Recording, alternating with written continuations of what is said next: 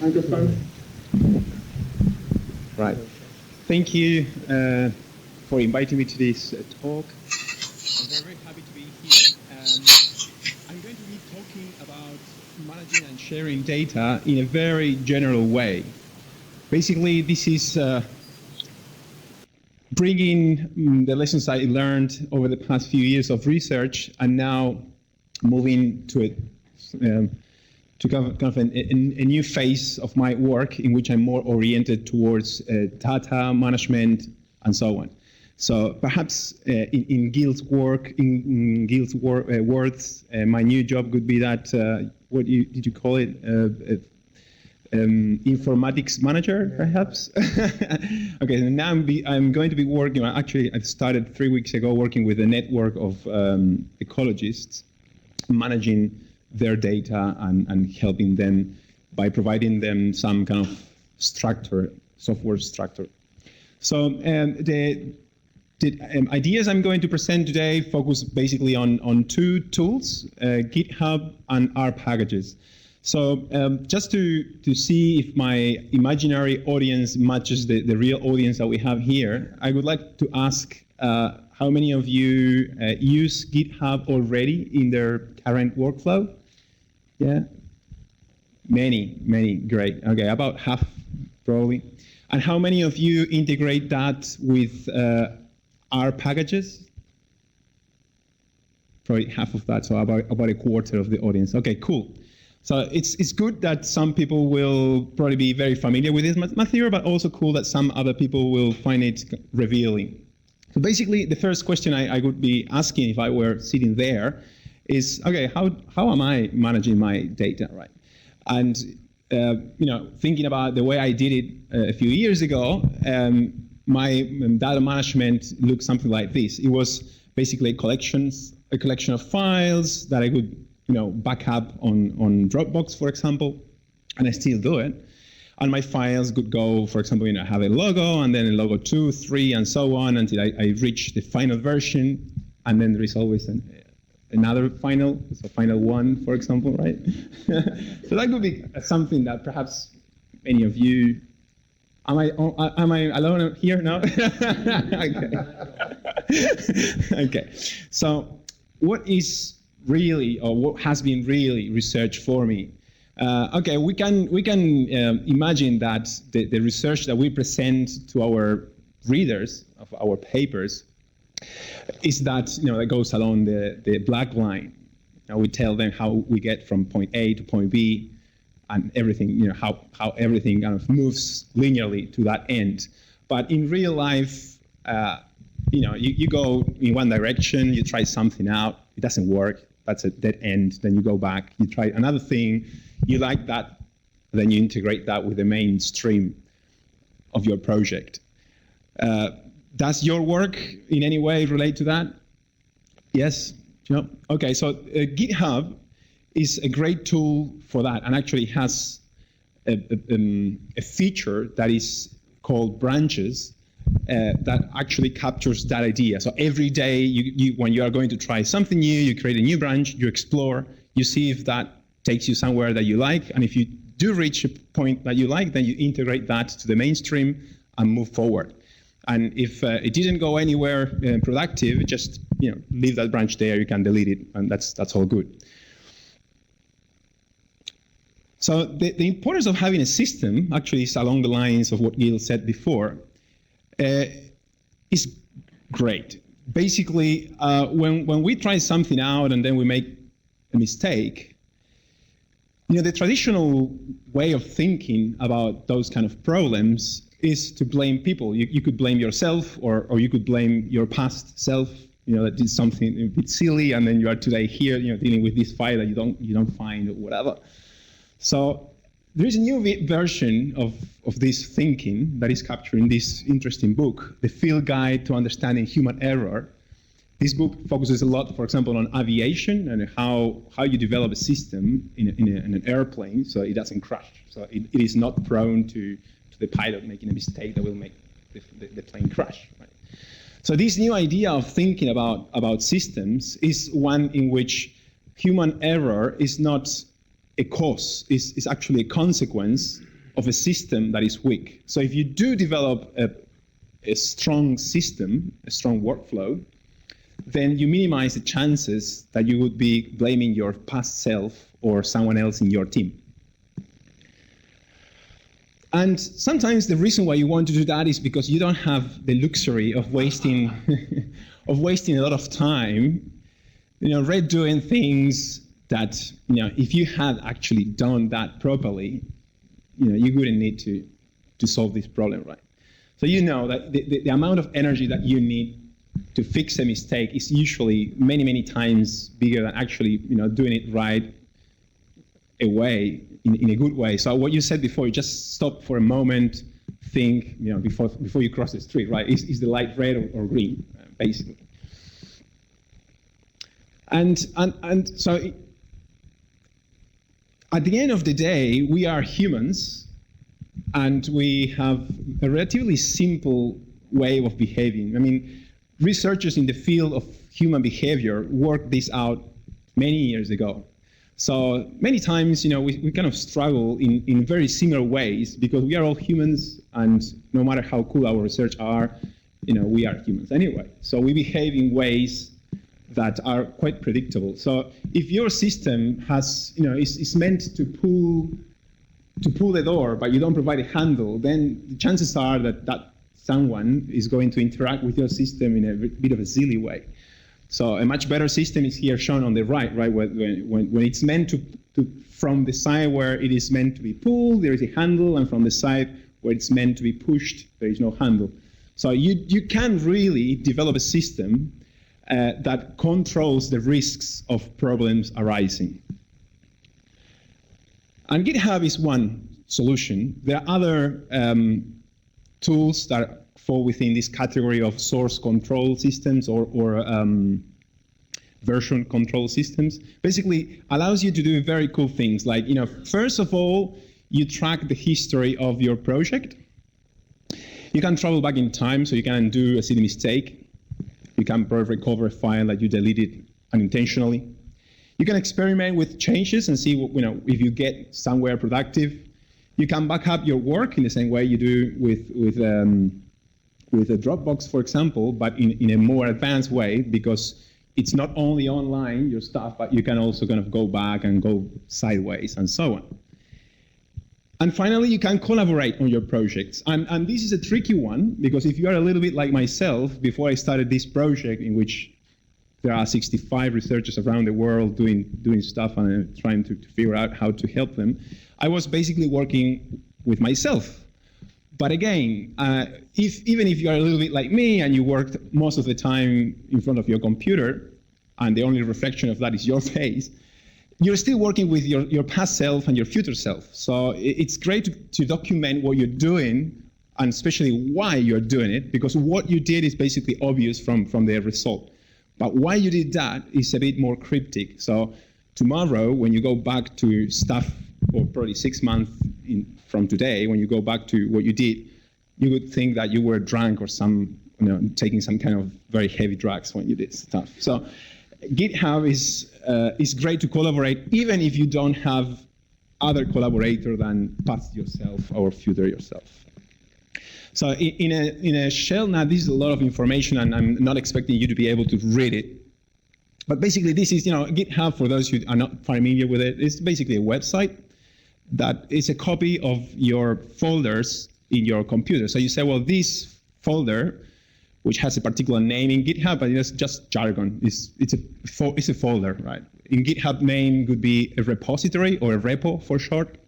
But basically, whatever you find inside your folder in your local computer would be kind of cloned online.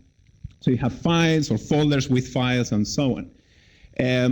But the cool thing is that every time that a file or a folder or whatever changed, you have the option to make a little comment on why you did that change. So basically, for each file, there is a lot of information that might be useful at some point along your project. So, who changed it, when it changed there, there are a few tags about time. It says 3 minutes ago or 6 months ago, whatever. and then the different reasons why you did particular changes. So basically, it's like a climber. You go towards the top of the hill, and then whenever you think, well, this is kind of a snapshot of my project that I think is meaningful. So I just hook myself here, and then I move forward. If you don't put the hooks, you will fall as high as you would if you hadn't used a GitHub, right? So it's you putting your brain in work and deciding which kind of snapshots are important. Most of the time, there is no big harm other than taking a few seconds to write four or five words that tell you something about what those snapshots should be. So basically, I tend to do these snapshots very often along the day, and then push them online fairly often to probably 50 times a day or something. It's just clicking one button and writing forwards. And that's pretty much it. Another good thing is that each file could be associated to a link. So if you want to share one particular file with anyone, you can get for each file and each version of a file at each point in the history of your project can give you a link that you can share without sharing the actual file. So that's pretty convenient. And well, there are many features that I won't have time to talk about today, but there are a few that I would like to highlight. For example, this table that I'm sure you can't see is a CSV file, a comma-separated file.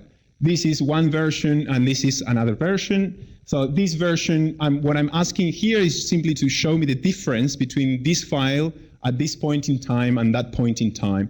So if something didn't change, it appears in kind of white, but if it did change, those lines of my file would appear in red when there is something that was changed, and in green kind of in the new version. So here, for example, there are letters here and then comma and numbers, but on the second version, there are letters here, but then numbers, and then all numbers on the right. So basically what happened here is that a variable that was meant to hold always letters, for some reason, someone put there numbers. So you have the option, I think along the presentations before, I heard something about, well, how can we discuss a problem in the data? And that's something that GitHub does very well. So everywhere you have comment boxes where you can write comments and mention someone that would directly get an email in their inbox if they are kind of part of the network. So just by writing the @ and the name of the user, they would get an email in their inbox. And then you can say, hey, is this change intentional? Letters have changed to numbers. That's all you need to do so that people get informed. And then if it was really a problem, then you just undo it. Easy. So basically, this idea is now captured on the right with that photo. I don't know if you're getting the message there. So typically, the problem with data and metadata is that the metadata you need to update, right? But with this kind of system, the metadata is attached to the data because it travels along with the project. So basically, usually, you tag your container with, what is that, basmati rice, but then you put cookies inside it, right? So the things change completely. Your metadata is not relevant any longer. And GitHub is very good for picking up those problems that otherwise you would be blind to. So getting into what the structure of a project could look like. Usually everyone would be a user of GitHub, and everyone could have public or private folders. There are now the option for researchers to get free private repositories before you had to pay for them. So in each project, which again is kind of a folder, and in GitHub names, that would be a repo. You can have loose files, or you can have folders, and inside the folders you can have files and so on. And then any user can create any number of organizations. So for example, I created the Forest Geo organization, which is now where I'm working.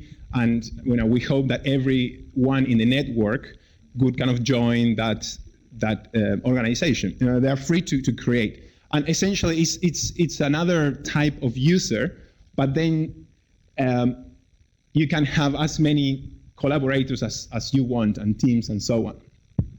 Another interesting thing that I mentioned earlier is the capacity to build branches. So even if you have one single project, You can have one version of that project that we can call master branch that has, for example, only file 3.